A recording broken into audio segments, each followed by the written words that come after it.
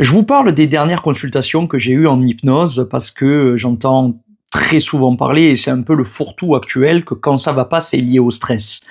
Le stress, il y a du bon stress, du mauvais stress, mais il faut surtout décortiquer ce qu'il y a derrière. Ça peut être des crispations, des raideurs, des blocages, ça peut être un peu tout et n'importe quoi. Mais on a besoin de ratifier à l'intérieur, dans un état non ordinaire, de comment ça se passe au niveau de la physiologie du corps. Donc, chez une des dernières consultantes que j'ai eues, on s'est aperçu que le stress était son moteur, donc il fallait surtout pas le supprimer par un état qui s'apparente à du vide, puisque quand on le maîtrise pas, qu'on pratique pas la méditation ou le yoga, le vide ça peut faire très peur. Donc on a créé un état ressource d'ancrage où on a mis de la respiration profonde, de la lucidité et du recul pour garder ses meilleures dispositions, pour continuer à avancer vers ses objectifs sans plus se mettre la pression. Du moins, beaucoup moins.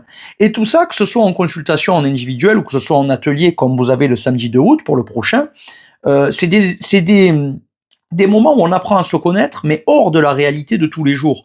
Des états dans lesquels on s'autorise enfin à se relâcher pour explorer les ressources à l'intérieur et aller piocher les choses dont on a besoin pour s'en servir un peu quotidiennement.